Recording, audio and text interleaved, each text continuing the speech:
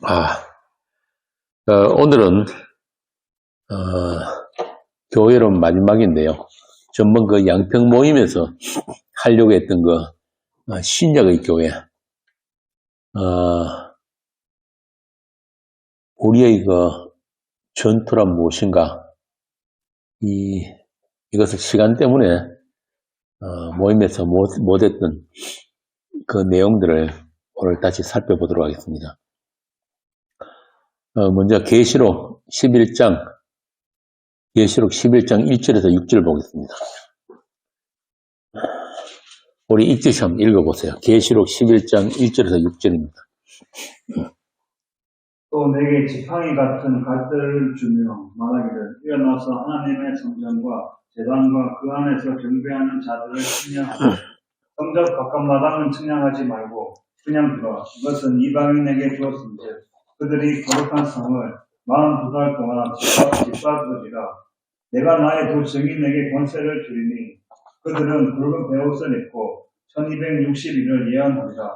그들은 이 땅의 주 앞에 서 있는 두 감람나무와 두 촛대니 만일 누구든지 그들을 해하고자 하면 그들의 입에서 불이 나와서 그들의 원수를 삼켜버릴 것이요 누구든지 그들을 해하고자 하면 반드시 그와 같이 죽임을 당하리라. 그들이 권능을 가지고 하늘을 닫아 그 예언을 하는 날 동안 비가 오지 못하게 하고 또 권능을 가지고 물을 피로 변하게 하고 아무 때든지 원하는 대로 여러 가지 재앙으로 땅을 치리로다. 요한 사도에게 성전을 측량하는 자를 하나 주시다고 합니다. 성전을 측량을 한다.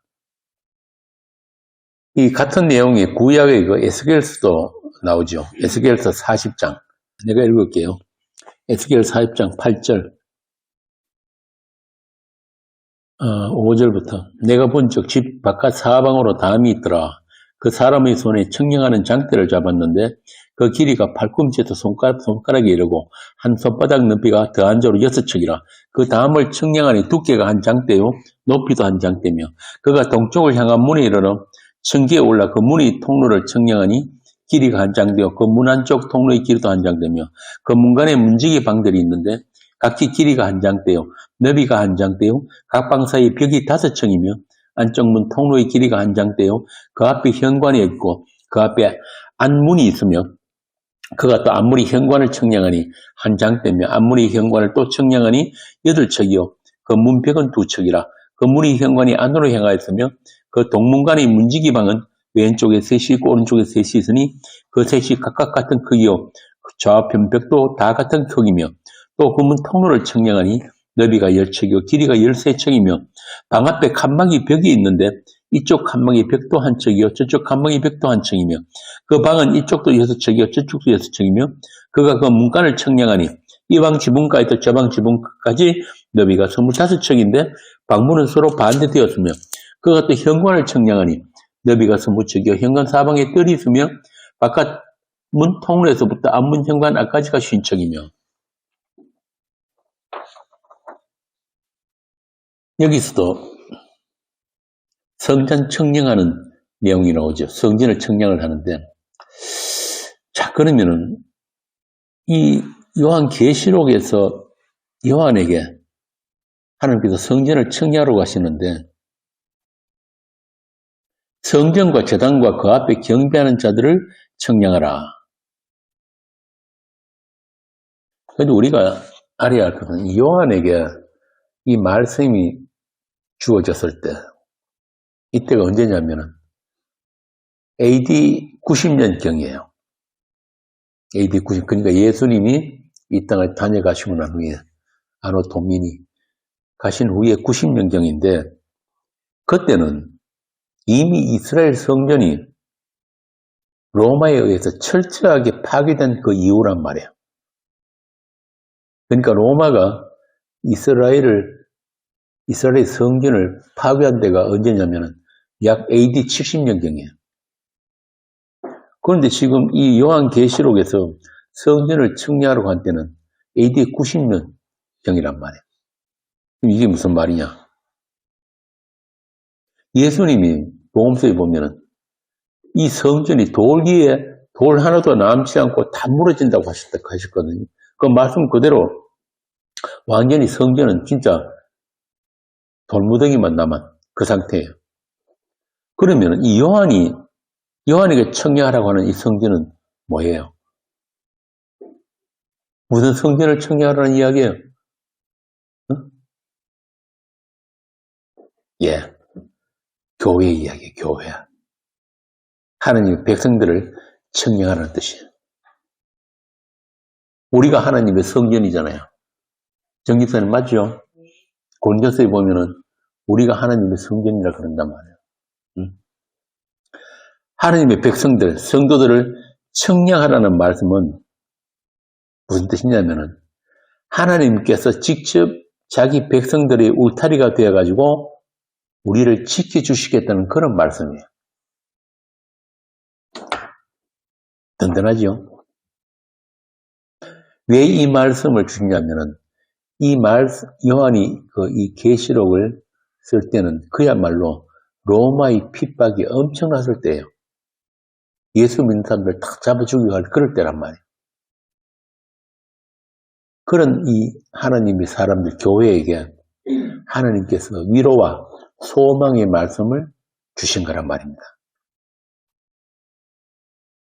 그뿐 아니고 오고 오는 모든 세대의 교회에게 주신 약속이에요. 내가 너희들이 울타리가 되고 담이 되겠다. 아까 우리 에스겔 읽었잖아요. 그죠? 그 방, 벽, 담 존나 청량을 한다 그러잖아요.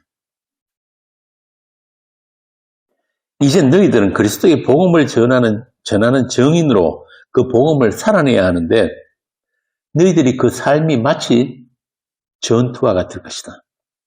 그런 치열한 삶을 살게 될 것인데 내가 너희들이 그 대적들로부터 빈틈없이 지키고 보호해 주리라는 그런 약속인 거예요. 이게 성전 청량이란 말이에요. 실감 납니까? 이런 말씀은 그야말로 복음으로 인해서 핍박받고 박해받고 이 복음의 전투를 치르고 있는 그런 성도들에게 실감이 되는 말씀인 거예요.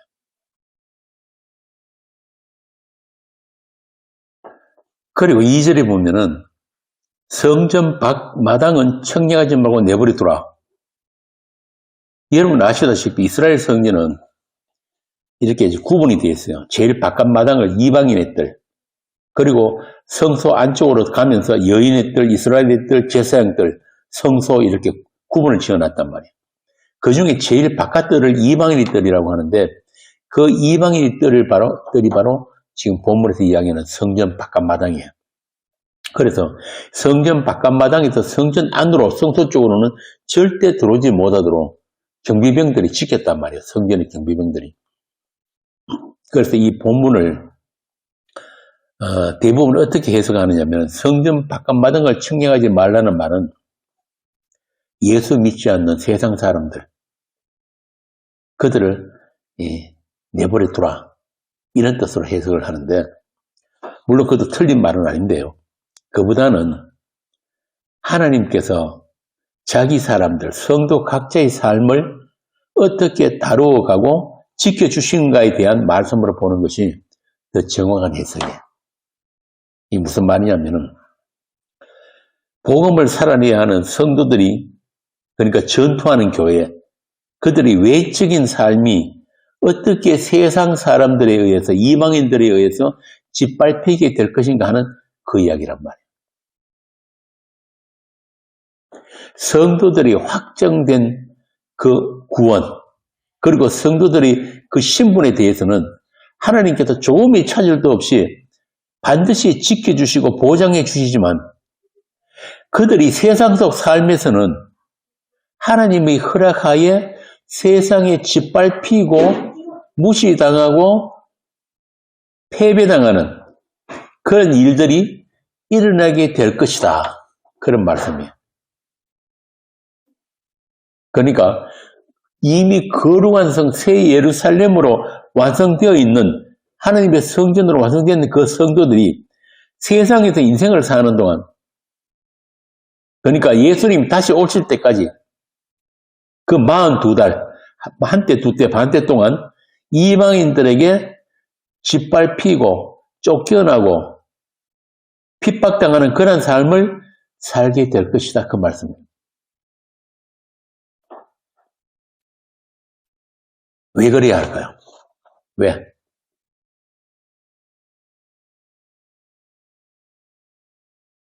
교회는 뭐 하는 사람들입니까? 말씀으로 이웃을 섬기는 사람들이잖아요. 복음 전하고 예수의 증인으로 말씀으로 섬기는 사람들인데 왜 세상이 그들을 그렇게 핍박하고 못 잡아먹어서 그렇게 안달이냐고. 우리가 그 양평모임 1강에서 구약의 전투하는 교회에 대해서 했었잖아요. 했는데 그 민수기에 보면은 이스라엘 군대를 계수한다 그러죠. 민수기 1장부터. 그 말씀이 보여주는 게 뭐냐면 하나님의 백성들은 이 땅에서 전투하는 자들이다. 그리고 그 전쟁은 누구의 전쟁? 하나님의 전쟁, 여호와의 전쟁. 그리고 반드시 승리하는 전쟁이다. 그러면 그렇게 하나님께서 다 이겨놓으신 전쟁을 왜 우리 보고 또 하라고 하는 겁니까? 그것도 맨날 지고 깨지는 전투인데. 여기서 42달이라는 말은 우리 인생 전체를 두고 하는 이야기거든요. 그러니까 구약에서 이스라엘에게 약속하신 그 가나안 땅도 마찬가지예요. 하나님께서 약속의 땅으로 주신다고 해놓고 그들에게 그 가나안 원주민들과 싸워서 차지하라고 한단 말이에요. 한번 생각해 보세요. 이미 철병거가 있고 어마무시한 거인들이 살고 있는 그 땅에서 전투가 얼마나 두렵고 힘들었겠어요. 왜 그랬을까요? 왜 우리는 하늘에 완성되어 있는 거룩한 교회가 이 땅에서는 그렇게 세상에 짓밟히고 폐잔병 같은 그런 인생을 살아내야 하는가? 지난 시간에 말씀드린 대로 우리에게 하나님이 그 영광, 그 하나님이 승리에 우리를 동참시켜 주시기 위해서 바꾸어 말하면 하나님의 하나님 되심을 우리로 온몸으로 체감하게 하시려고 이 땅의 전투에 우리를 밀어넣으신단 말입니다. 그래서 그 전투는 성도라면은 누구도 피할 수 없는 전투예요. 영적인 싸움. 그리고 그 전투를 통해서 우리의 1차적으로 우리의 육적 자아가 죽어나가는 그 죽음을 우리로 하여금 살아내게 하신 것이다. 그래서 성도 인생은 아파요. 많이 아파요. 단번에 죽어버리는 것도 아니고 날마다 틀리고 폭로당하고 무너져 내리는 그 삶이 얼마나 고통스럽겠냐고. 인생의 행복을 느낄 때가 언제입니까? 자기가 계획하고 원하는 것들이 자기 손으로 자기 노력에 의해서 자기 능력으로 하나씩 착착착착 이루어져 나갈 때 그걸 행복이라고 그러는 거예요. 그런데 그게 아니고 내가 원하는 것과 하나님이 원하는 것, 하나님의 약속이 날마다 충돌하는 인생을 살아내야 되는데 그 전쟁을, 그 전투를 치르고 있는데 얼마나 아프겠냐고요. 그래서 성도는 삶 자체가 고난이에요. 그러나 그런 하나님의 배려가 없으면은 그런 싸움을 배치해 놓지 않으면은 우린 자기 인생이 자기가 주인이 돼가지고 자기 영광을 위해서 살 수밖에 없는 죄인들이란 말입니다. 물론 세상 사람들이 그걸 죄라고 하지 않죠. 근데 우리는 알잖아요. 자기를 위해서 살고 자기 영광을 위해서 살고 자기 사랑에 한 발자국도 벗어나지 못하는 그 상태, 그게 죄란 걸 안단 말이야. 왜? 우리를 지으신 목적이 뭐라고 그랬어요? 하나님의 영광. 우리 모든 성도는 하나님이 정하신 한 분, 그 주를 위해서 살도록 지음을 받았으니까. 주로 말미암고 주를 위해서 살고 주께로 돌아가는 거예요. 그런데 우리는 이 육신을 입고 있는 동안 나, 자기 사랑, 자기 영광, 자기 정명에 조금 더 자유롭지를 못하잖아요. 그러니까 우리는 그랬던 세상 정신, 세상 가치, 그걸 똑같이 우리가 그 영향을 받고 있지만 우리 안에는 세상에 없는 것, 다른 것 한 가지가 있단 말이에요. 그게 뭐예요? 하나님의 약속이 작동하고 있단 말이에요. 하나님의 약속이. 다른 말로 하면 씨가 우리 속에 심겨져 있단 말이에요. 그들을 교회라고 하는 거예요. 그래서 그 약속으로 인해 가지고 우리 삶 전체가 전투하는 삶이에요.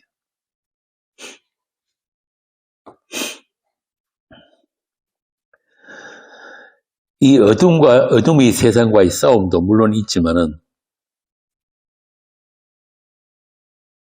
이 세상과 간음하면서 세상에 취해서 살다가 영원한 심판에 들어갈 수밖에 없는 죄의 종, 마귀의 포로들로 우리가 이 땅에 태어났기 때문에 그런 우리의 실체가 하나님이 배치해 두신, 하나님이 붙이시는 그 전투를 통해서 낱낱이 폭로되고 우리 더럽고 거짓되고 무능한 구원 불가능의 그 실존을 그 전쟁 속에서 직시하게 되고 또 고백하면서 마침내 하나님께 우리 자신을 의탁하게 되는 것.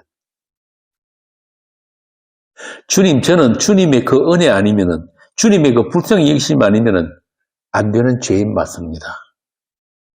이걸 날마다 고백하게 만드시는 거예요. 주께서 붙들어 주시지 않으면은 나의 의지, 나의 능력으로는 이 싸움 못합니다. 100점 100패입니다.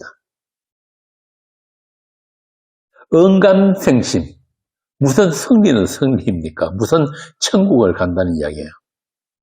그러나 이 싸움은 주께서 다 이겨놓으신 싸움이고 주께서 십자가로 승리하신 그 전쟁이기 때문에 그 승리가 어떤 것인지를 우리로 알게 하시고 누리게 하시려고 이 비루한 인생을 우리가 살고 있는 거예요. 맨날 깨지면서 폐전병처럼 미만에 끌려가고 바울이 그랬잖아요. 내가 세상의 쓰레기같이 되어버렸다. 내가 세상의 폐전병이 되어버렸다.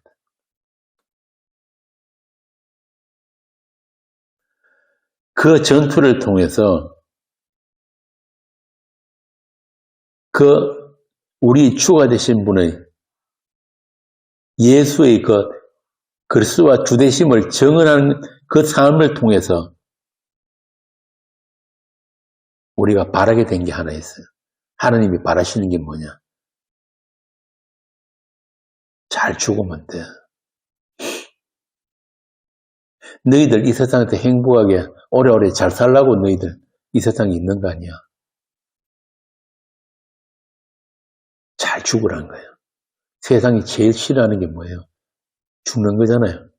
그런데 하나님의 뜻은 잘 죽으라는 거예요. 어떻게 잘 죽으라는 거예요? 진리의 죽음으로. 영생 안에 있는 죽음으로. 이미 너희들은 그 영생이 너희들에게 주어졌기 때문에 부활의 생명이 주어졌기 때문에 너희들이 세상 속에서 날마다 겪게 되는 그 죽음을 통해서 그 생명을 바라보라는 거예요. 그 생명을 조금씩이라도 체휼하라는 거예요. 그래서 바울이 그랬단 말이에요. 고린도서 15장을 부활의 장이라고 그러잖아요. 그 부활의 장에서 바울이 말하거든요. 나는 그리스도의 사심을 두고 단언하는데 내 자랑은 날마다 죽는 것이다. 날마다 죽는 것이다. 참 놀라운 하나님의 지혜고 능력이란 말이에요. 그 죽음을 통해서, 그 진리로 인한 죽음을 통해서 그 생명이 우리에게 나타나게 하십니다. 우리 산자가 예수를 위하여 죽음에 넘기오는 것은 우리 죽을 몸에 예수의 생명도 나타나게 하려 합니다. 이게 하나님의 약속이 작동하는 성도의 삶이란 거예요.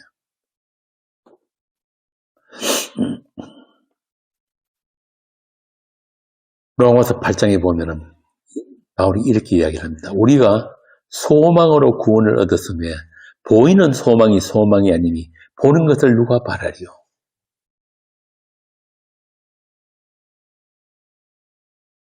주께서 우리로 하여금 바울과 똑같은 이러한 소망으로, 이 소망으로 살아갈 수 있도록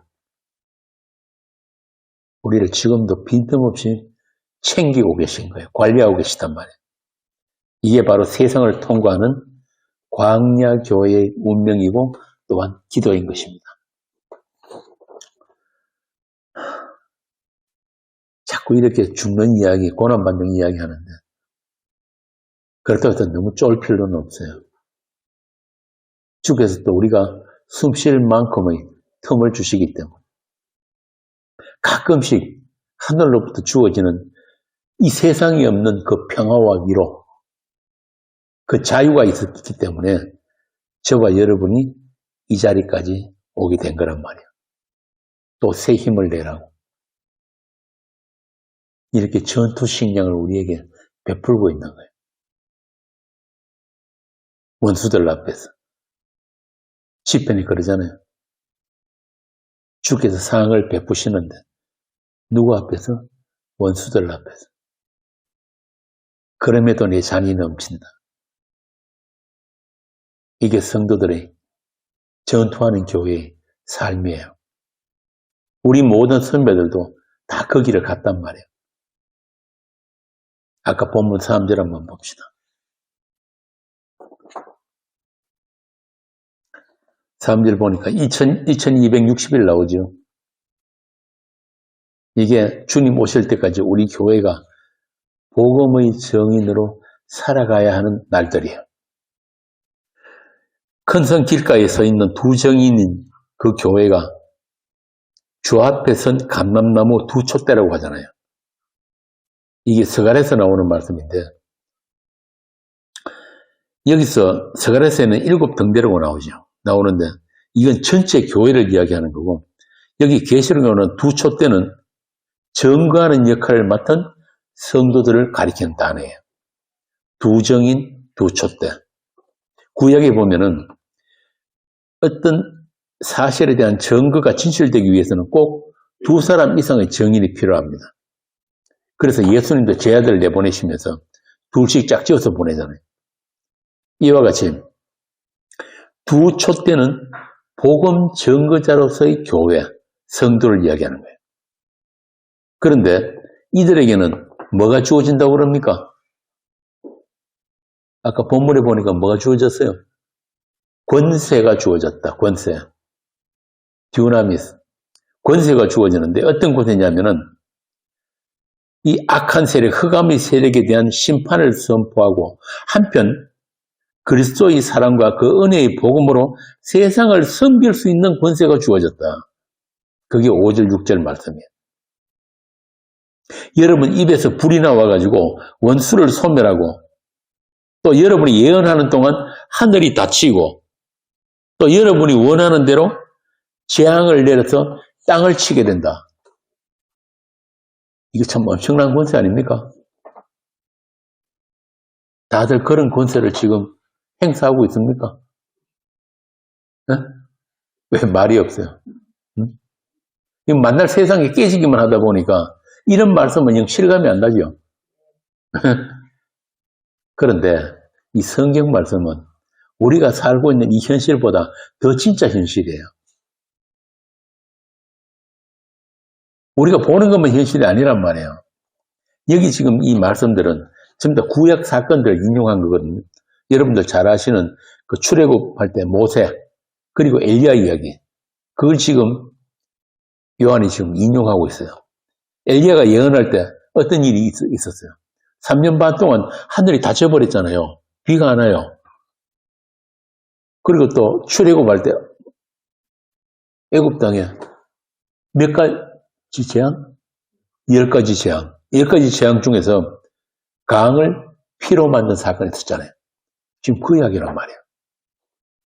이게 하나님의 사람들, 성도들, 교회와 세상 악의 세력과의 싸움을 함축해서 보여준 거예요. 상징적으로. 이렇게 교회는 세상을 통과하면서 그 악의 세력들과 싸워야 하는 사람들이라는 것을 구약의 이스라엘 역사를 통해서 앞당겨서 보여주었다. 그리고 그 적들은 우리의 적이 아니라 누구의 적? 하나님의 적이란 말이에요. 앞에 말씀드린 대로 성도들도 그들과 똑같이 죄의 종으로 악한 영의 포로로 마귀의 포로로 잡혀있던 자들인데 주께서 그 십자가의 승리로 말미암아 우리를 그 전쟁의 전리품으로 빼앗아 가셨다. 우리는 그냥 이 책상, 의자 뭐 이런 같이 마귀의 세간으로 꼼짝 못하고 그냥 잡혔었단 말이에요. 그런데 전쟁은 주님 홀로 치르신 그 전쟁으로 그 승리로 인해서 그 마귀의 포로로 잡혔던 우리를 그 전쟁에서 승리한 전리품으로 그냥 뺏어 가버리신 거예요. 이걸 구원이라고 한단 말이에요. 그래서 교회는 그 주께서 승리하신 그 전쟁의 내용을 우리도 똑같이 재생해서 살아내는 사람이다. 그 전쟁의 내용, 그 승리의 내용이 무엇인지를 우리 보고 한번 살아보라는 거예요. 그 전투를 우리가 치러내고 있단 말이에요. 그러니까 우리 능력이나 우리 무기 수준이나 우리 열심 이런 거하고 아무 상관없는 거예요. 이미 확정된 승리이기 때문에.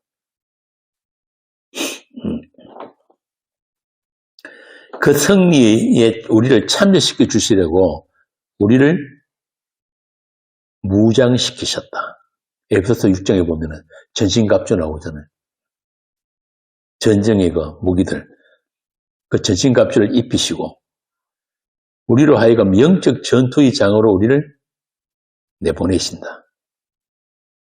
그래서 너희들이 힘으로 싸우는 게 아니라 이게 너희들이 전투력이 아니라 주께서 입혀주시고 손에 쥐어주시는 것으로 한번 싸워봐.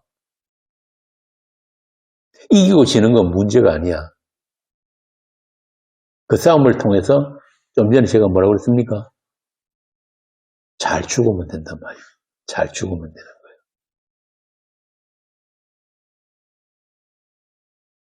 거예요. 우리에게 주신 것들이 다 뭐예요? 진리의 띠, 평안의 복음, 믿음의 방패, 구원의 투구, 성령의 검. 그 전쟁병기들.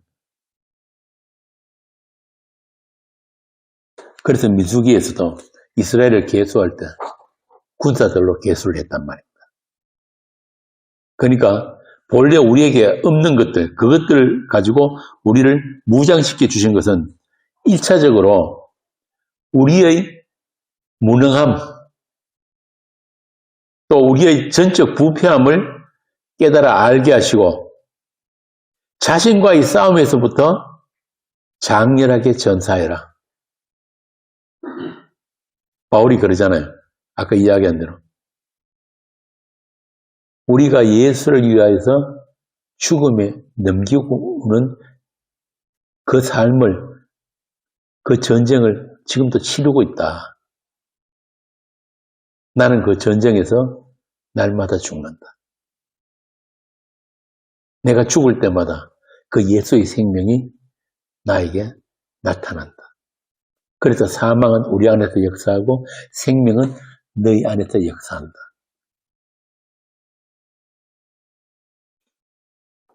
그런 육적 자아의 죽음을 오늘 본문 3절에서 뭐라고 하냐면은 굵은 베옷을 입은 정인이다. 굵은 베옷은 언제 입는 거예요? 장례식 때. 나의 죽음이에요. 나의 죽음. 이게 뭐냐면 성도들이 통회하고 애통하는 실존. 우리의 구원은 십자가의 대속으로 이미 단번에 주어진 구원이지만은 그 구원을 살아내는 데는 마음 가죽을 찢는 그런 회개와 애통의 과정이 반드시 주어지게 된다. 우리 주님과 함께 십자가를 같이 지고 가는 같은 멍에를 지는 그러한 삶이 우리에게 주어진다. 그래서 아파요. 죽을 만큼 아픕니다. 자기 부정의 시간, 그 자아 죽음의 과정이 주께서 띄워가지고 우리가 원치 않는 그 길로 끌고 가는 그 세월이기 때문에 그걸 가지고 주님과의 동행이라고 하는 거예요. 그게 뭐냐면은 주님과 한 몸 된, 주님과 연합된 교회의 운명이다. 그 복을 누리라고. 주님이 함께 하심을 우리로 하여금 체험해 보라고 주께서 곳곳에 배치해 두신 그런 적들이 있단 말이에요. 구약으로 말하면은 그 가나안 땅에 살고 있는 거인들, 아낙 거인들, 도저히 우리하고 게임이 안 되는 그런 거인들, 또 가나안 전쟁에서 나타나는 사람들 있죠. 아말렉, 아모리, 블레셋, 아수르, 바벨론 이런 대적들이 전부 다 주께서 우리를 위하여서 배치해 두신 것들이란 말이에요. 그 세상에게 우리가 먼저 시비 걸어가지고 싸우라는 게 아니에요. 그런 사람들 참 많은데 보면은 인터넷으로 안 다니는 데 없어요. 온데 다 돌아다니면서 나 자기 복음 안다고 시비 걸고 싸움질하고 그런 게 아니란 말이에요. 네가 앞장서가지고 나대는 그런 자존심 싸움이 아니라 말씀의 정인으로 말씀으로 성배 주다가 그 말씀으로 인해서 욕을 당하고 우겨삼을 당하고 후욕을 당하고 답답한 일을 당하고 박해를 받고 거꾸리심을 당하는 것.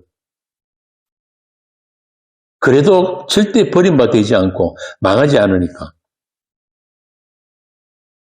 그 복음의 정인으로 말씀의 정인으로 우리가 원하든 원치 않든 그 길을 가게 하신단 말입니다. 왜? 이미 우리 안에 담아놓으신 것이기 때문에 우리 안에 담아놓으신 그 보배의 진가를 알게 하시려고 능력이 힘이 큰 것이 우리에게 있지 않고 하나님께 있음을 알게 하시려고 그걸 알게 되는 때가 앞에 말씀드린 그 전투를 통해서 알게 되는 거예요. 그러니까 실패도 괜찮고 저도 괜찮아요. 때로는 세상에 속아가지고 세상이 좋아서 세상과 어떻게 어울려도 하나님은 우리의 어떤 행위도 겉으로 드러난 어떤 행위도 우리가 세상에 짓밟히는 그런 어떤 것들도 하나님은 카운트하지 않아요. 그것들로 인해 가지고 우리의 존재가 우리 확정된 신분이 바뀌는 건 없단 말입니다. 왜? 그것까지도 다 하나님의 아들 만들기의 과정들이기 때문에 복음서에 나오는 그 탕자의 아버지가 우리 아버지이기 때문에 익지씨 친구가는 영화 봤어요. 그거 보면은 그와 담임 선생님이 유호성이한테 묻잖아요. 너가 아버지 뭐 하시노? 그 유호성이 뭐라고 합니까? 우리 아버지 건달인데요 하다가 문진하게 맞잖아요. 익지씨는 물으면 뭐라 그럴까요? 아버지 뭐 하시노? 어? 오라버지 하나님인데요. 오라버지 천지를 지으신 하나님이십니다.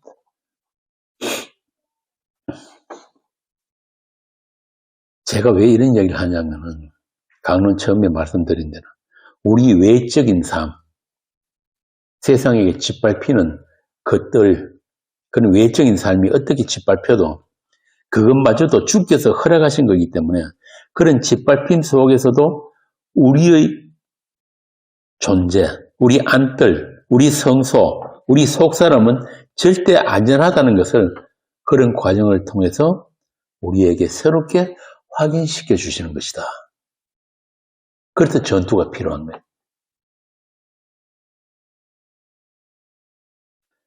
그래서 성도의 삶에는 많은 시행착오가 있습니다. 내 힘으로, 내가 배우고 학습한 것으로,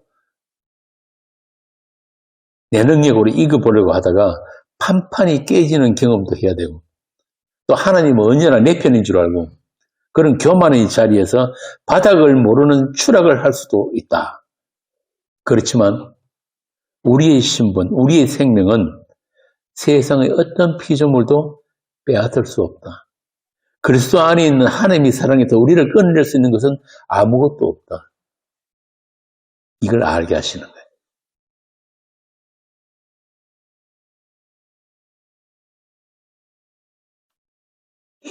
여러분의 생명은 그리스도와 함께 하나님의 품 안에 감추어져 있기 때문에. 그러니까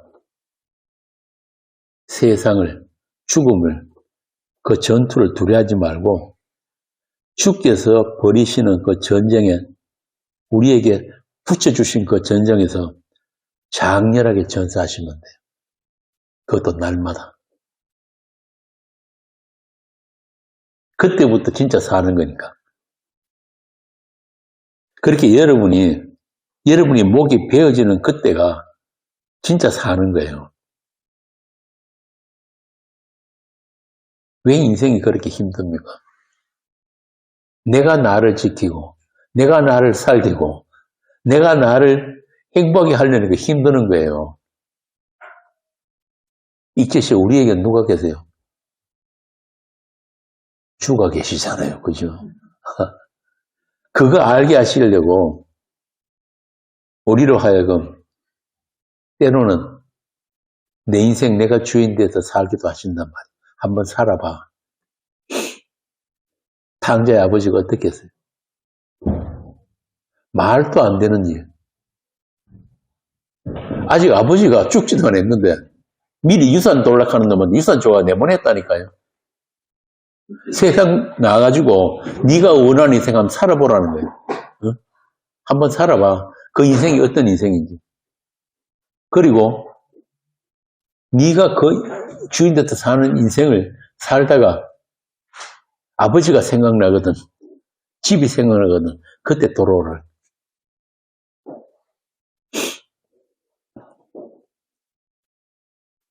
자,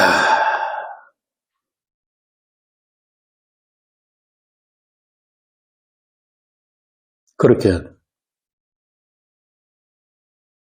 우리의 눈이 하늘로 들려지는 그때가 뭐냐면은 우리가 세상에게 패배하고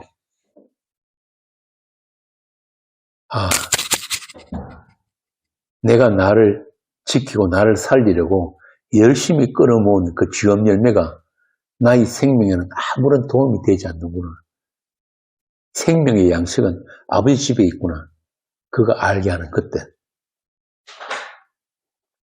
그 죽음, 내 자아의 그 죽음을 위해서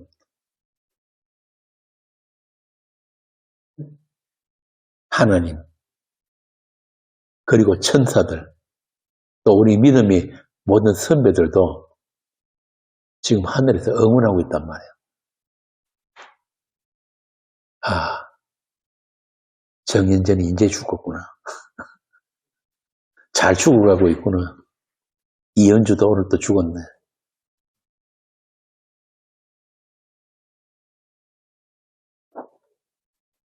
이 땅의 현실, 보이는 것에만 묶이지 말라고. 이것들은 전부 다 없어질 것들이라고. 구약에도 보면은 이스라엘은 항상 우리 교회의 삶을 앞당겨서 한 사람들을 그랬잖아요. 근데 이스라엘 역사 자체가 우리 인생이란 말이에요. 그 이스라엘 보면은 항상 이스라엘 주변에는 어마무시한 적들이 둘러싸고 있어요. 아람 군대가 이스라엘을 치러 왔을 때, 야, 이제 우리는 다 죽었다 그랬는데, 엘리사가 어떻게 합니까? 게하시의 눈을 열어주죠. 눈을 열어보니까 뭡니까? 불말과 불병거가 이스라엘을 둘러싸고 있는 거예요. 그러니까 눈으로 보이는, 육의 눈으로 보이는 그 적군이 문제가 아닌 거예요.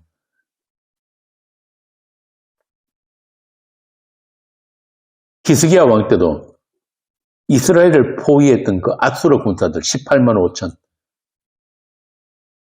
자고 일어나니까 다 죽고 자빠져 있는 거예요.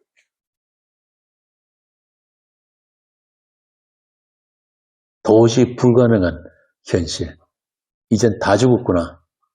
그거 아니란 말이에요. 그게 진짜 현실이 아니라니까요. 그 18만 5천 천사가 오니까 하루아침에 전부 다 죽어 자빠져. 하루아침에 몰살당해버려요. 그렇게 하나님의 사람들은 보이지 않는 것을 볼 수 있는 사람들. 이 세상 현실이 아니라 하나님의 현실을 볼 수 있는 사람들. 또 그 현실을 체험하면서 살아가고 있는 사람들.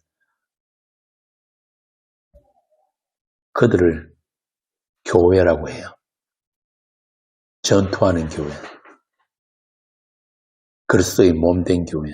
하나님의 피를 사신 교회.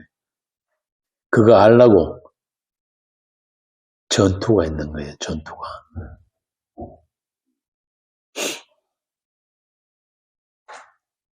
우리가 우리 자신을 볼 때는 어느 한 구석도 선한 것도 없고 뭐 죄와 싸워서 이길 만한 그런 믿음도 능력도 없어 보이는데 하나님이 보시는 우리는 그렇지 않단 말이에요.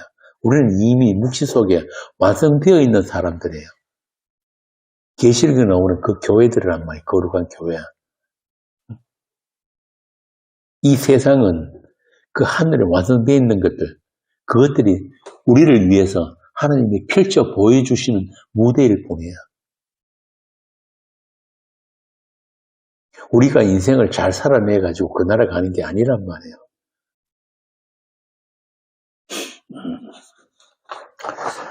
이전 시간에 말씀드린 것처럼 우리의 전투는 이미 승리의 나팔을, 그 성전의 찬송을 부르는 그런 전투예요. 전투를 하기도 전부터 우리 지난주에 했잖아요. 그죠? 찬양대, 하나님을 찬송하는 그 찬양대부터 만들어가지고 노래부터 먼저 부르라 그런단 말이에요. 이미 확정되고 확정된 그 묵시의 현실을 이 땅의 치열한 전투 속에서 새롭게 확인하면서 그 전투를 통해서 그것을 바라보고 소망하면서 살아가는 것이 이 세상 속 성도들의 존재 목적이고 이유입니다. 하나님은 그런 우리를 통해서 찬송을 받으시는 거예요. 우리를 지으신 목적이 그것이기 때문에. 얼마 전에 뭐 이상한 글이 어떤 사람이 올려가지고 이태원에서 사고당한 사람들, 유족들한테 돈 모아주자고. 그게 교회가 할 일이라고. 이게 그냥 단순히 교회를 오해한 이야기가 아니에요. 이게 뭐냐 하면은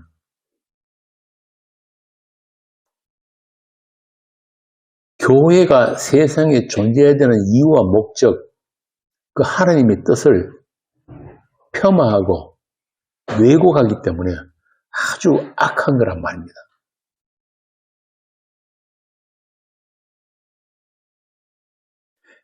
이 세상에 교회가 존재하는 이유는 뭐냐면은 하나밖에 없어요. 하나님의 영광, 하나님 되심, 그리고 그 하나님의 약속이 어떻게 예수 그리스도를 통해서 이루어졌는지, 그게 예수 그리스도의 주되심이거든요. 그 주되심을 높이고 찬송하기 위해서 교회가 존재하는 것이지, 이 세상 사람들이 행복하게 살고 공평하게 살고 평화롭게 살고 그런 거 하는 게 아니란 말입니다. 그러면은 그 하나님의 뜻을 가리고 예수의 주되심을 왜곡하는 그 존재가 누굽니까? 고린도후서 4장에 보면 누구라 그래요? 사단이란 말이에요. 사단. 우리 교회가 무엇을 위해서 존재하는가를 자꾸 그렇게 왜곡하고 비틀고 속이고 폄훼하고 하는 게, 그게 바로 사단의 계획이라는 거예요. 그것에 속지 말란 말이에요. 그것을 밝히 드러내고 그것이 아니요, 교회의 존재의 이유는 이것입니다라고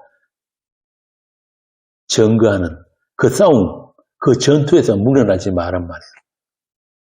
그게 요한 1서에서 말하는 영의 분별이란 말이에요. 영의 분별.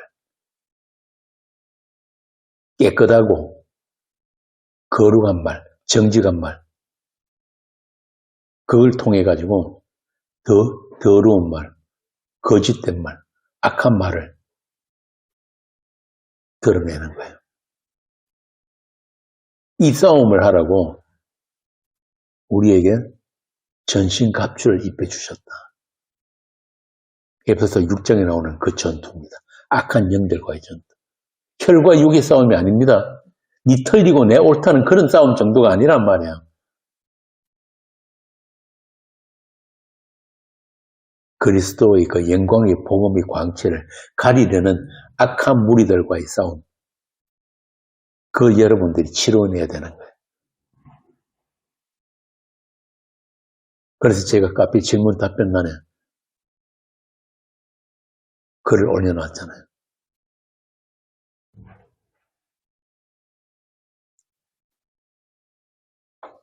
이런 것들이 전부 다 주께서 우리를 위해서 배치해 놓으신 사건들이야.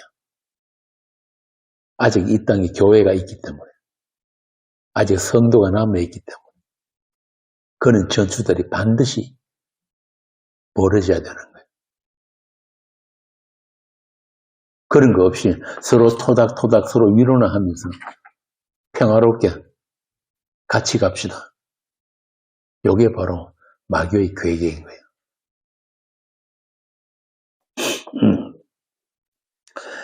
사탄은 끊임없이 우리를 미혹하고 좌절시키고 실패하게 만들고 절망시키기 위해서 때로는 세상 것으로 미혹하기도 하고 유혹하기도 하고 또 여러 가지 계획으로 염려와 탄식과 눈물을 주기도 합니다. 사업이 망하기도 하고 건강을 잃기도 하고 또 같이 사는 가족이 원수가 되기도 하고 배신을 당하는 일도 생길 수 있지만, 그런 환난과 고통을 통해서, 그런 전투를 통해서 우리를 정금같이 연단하시는 주님의 손길과 우리와 함께 계시는 그 주님의 체온을 그때 느끼게 되는 거예요. 그 복음의 군사, 그리스도의 정인으로 살게 되는 여러분에게 주어지는 모든 것들은 여러분들을 힘들게 만들고 고생시키고 죽이기 위한 것이 아니라 살기 위해 주어지는 것입니다.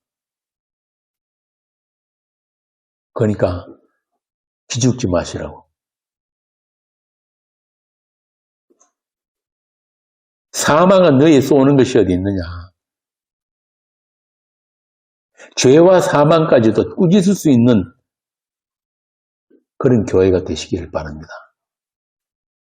여러분은 이미 세상과 천사를 판단할 수 있는 그런 대단한 존재들이에요. 여러분의 입에서 불이 나와서 악한 것들을 소멸할 수 있는 그런 권세를 받았다니까요. 실감 안 나세요? 아무도 아멘을 안 하고. 고린도서 6장 3절 한번 보세요. 바울이 여러분을 어떤 존재라고 이야기를 하는지. 우리가 천사를 판단할 것을 너희가 알지 못하느냐. 그러하거든 하물며 세상 일이니. 거기까지. 천사까지도 판단하고 꾸짖을 수 있는 사람들이 여러분들이에요. 이 세상은 여러분들에게 해석당하기 위해서 있는 세상이란 말입니다. 그래서 교회를 해석 공동체라고 하는 거예요. 이 세상의 실체는 교회에 의해서만, 전투하는 그 교회에 의해서만 밝히 드러나게 되는 거예요. 그래서 여러분들이 지금까지 살아오면서 겪은 모든 일들이 지나고 보니까 어떻습니까? 뭐 그리 크고 중대한 일이 있습니까? 응? 당시에는 이것 아니면 당장 죽을 것 같은 것들이 세월이 지나고 보면 아무것도 아닌 거예요. 그렇게 때를 쓰면서 바꿀먹으면 잠안 자가면서 하나님에게 매달리던 그런 것들, 지금 돌이켜보면은 하나님이 그때 내 기도를 안 들어주신 게 다행이다. 그런 생각 안 듭니까? 그런 거 다 들어주셨으면 어떻게 될 뻔했어요?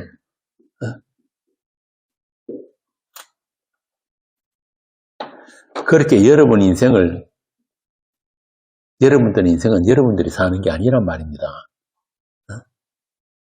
세상 모든 인간들의 인생들은 다 실패로 끝나지면, 죽음으로 끝나지만은, 여러분들의 인생은 주님이 사시는 인생이에요. 바울이 갈라디아서 그러잖아요. 내가 지금 이 육체 가운데 사는 것은 나를 사랑하사 자기의 몸을 내어주신 하나님의 아들을 믿는 믿음 안에서 산다. 주께서 지금 내 인생을 사시는 것이다.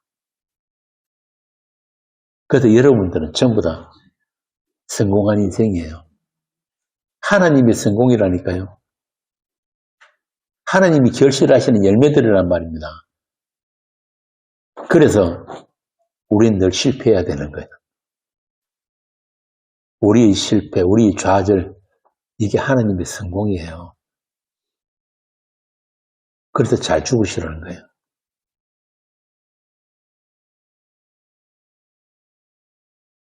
우리 하나님은 우리 인생에 우리가 겪는 어려움이나 우리의 고난, 그런 것들을 처리해 주시고 제거해 주시는 그런 분이 아니라 우리에게 다른 것을 주신 분이에요. 그게 뭐냐? 오늘 우리 주일학교 아침에 했는데 뭘 줬다고? 생명. 생명. 그것 말고 다른 복 없어요. 이번 대전 모임에서 주제가 복이에요, 복. 오의 실이죠, 5탄. 복이란 무엇인가? 하나님의 뜻은 우리에게 생명 주시는 거예요. 너희들이 그 몸 가지고 세상에서 행복하게 사는 그거 아니란 말이에요. 우리 이 몸 가지고는 하나님 나라 못 가요. 아까 제가 말씀드렸잖아요. 우리가 이 죽고 우리 몸을 벗는 그때로부터 진짜 삶이 시작되는 거란 말이에요.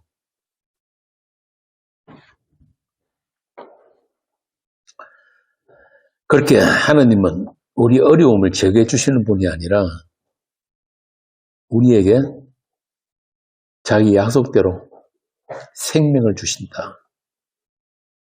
하나님 자신을 우리에게 내어주셨다. 그 복을 주시는 분이에요. 아들이 죽음으로 우리를 살려내시고 우리 죄를 그에게 담당하게 하신 그 하나님. 고린도후서 5장 21절 한번 읽어보세요.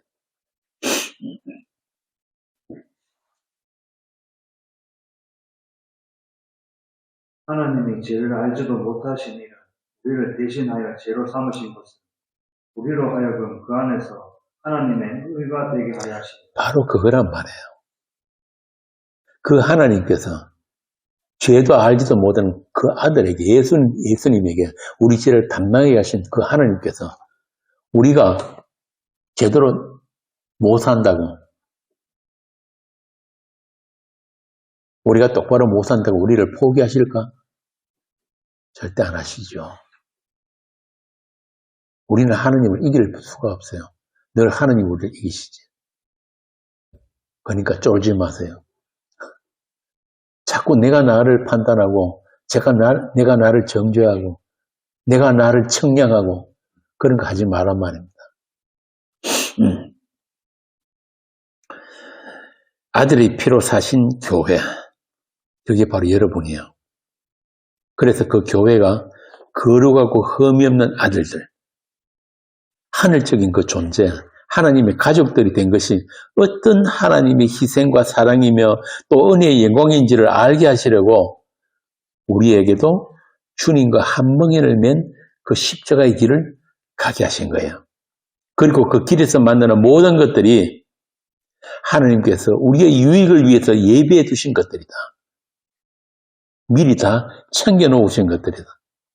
한 명에서 하나님의 선을 이루는 재료들이다. 그래서 우리의 진짜 현실은 뭐냐? 아담으로부터 오늘 여러분들까지, 아담으로부터 시작해서 가인에게 맞아 죽은 아벨, 그리고 성령과 제단 사이에서 피 흘린 사가랴와 이름 없이 빛도 없이 복음의 종으로 순교한 모든 믿음의 선배들과 함께 이제 그 바통을 이어받은 저와 여러분이 세상을 통과하게 되는 그 십자가의 그 긴 행렬, 이게 하나님의 역사예요. 역사에는 두 가지가 있습니다. 시간이라는 무대를 위해서 펼쳐지는 이 그냥 일반적인 세상 역사, 그리고 그 역사를 관통하고 있는 하나님의 역사, 그 십자가 행렬이란 말입니다. 예수의 능력을 지고 영문 밖으로 향하고 있는 그 십자가 행렬. 그 영문 밖은 우리에게 영광스러운 죽음을, 그 영광스러운 그 죽음이, 그 진리의 죽음이 기다리고 있는 곳이고, 또 영원한 찬송이 울려 퍼지는 천국을 향한 문이 그 십자가가 서 있는 그곳입니다. 히브리서 12장 1절부터 10절, 13절까지 우리 함께 읽고 교회를 마치도록 하겠습니다. 히브리서 12장, 우리 전에 했던 거죠. 히브리서 12장 1절부터 13절까지 함께 읽겠습니다. 이러므로 우리에게 구름같이 둘러싼 허다한 정인들이 있으니 모든 무거운 것과 얽매이기 쉬운 죄를 벗어버리고 인내로서 우리 앞에 당한 경주를 하며 믿음이 주여 또 온전하게 하시는 예수를 바라보자. 그는 그 앞에 있는 기쁨을 위하여 십자가를 참아서 부끄러움을 개의치 아니하시더니 하느님 보좌 우편에 앉으셨느니라. 너희가 피곤하여 낙심하지 않기 위하여 죄인들이 이같이 자기에게 거여가신 일을 참으신 일을 생각하라. 너희가 죄와 싸우되 아직 피 흘리기까지는 대항하지 아니하고 또 아들에게 권면같이 너희에게 권면하신 말씀도 잊었도다. 이랬을 내 아들아 주의 징계하심을 경력이지 말며 그에게 꾸지람을 받을 때에 낙심하지 말라. 주께서 그 사랑하시는 자를 징계하시고 그가 받으시는 아들마다 채찍질하십니다. 하였으니 너희가 참음은 징계를 받기 위함이라. 하나님의 아들과 같이 너희를 대우하시나니 어찌 아버지가 징계하지 않는 아들이 있으리요. 징계는 다 받는 것이거늘 너희에게 없으면 사생자요 친아들이 아니니라. 또 우리 육신의 아버지가 우리를 징계하여도 공경하였거든 하물며 모든 영의 아버지께 더욱 복종하며 살게 하지 아니했겠냐. 그들은 잠시 자기의 뜻대로 우리를 징계하였거니와 오직 하나님은 우리의 유익을 위하여 그의 거룩하심에 참여하게 하시느니라. 무릇 징계가 당시에는 즐거워 보이지 않고 슬퍼 보이나 후에 그런 말미암아 연단받은 자들은 의와 평강의 열매를 맺느니라. 그러므로 피곤한 손과 연약한 무릎을 일으켜 세우고 너희 발을 위하여 곧은 길을 만들어 저는 다리로 하여금 어그러지지 않고 고침을 받게 하라. 기도하겠습니다. 하나님 아버지, 내 마음이 확정되고 확정되었사오니 내가 노래하며 내 마음을 다하여 찬양하리로다. 비파야 수고마 깰지어다 내가 새벽을 깨우리로다. 우리 선진들이 노래한 이 찬송이 우리들이 찬송이 되게 하여 주옵소서. 세상 속에서 주님이 전투에 불려놓은 우리 교회가 이 승리의 찬송을 부르기까지 우리 앞장서 인도하시는 주님만 의지하게 하시고 죽음 같은 그 사랑을 누리고 자랑하면서 밝아오는 새벽을 깨울 수 있는 그런 성도들이 되게 하여 주옵소서. 우리 눈물을 씻겨주실 그날까지 우리가 다 복음의 군사로서 인생을 잘 살아낼 수 있도록 지켜주옵시고 또 우리 주 안에 다 튼튼히 지어져가는 그 성전이 다 되게 하여 주옵소서. 우리 주 예수님 이름으로 기도합니다. 아멘.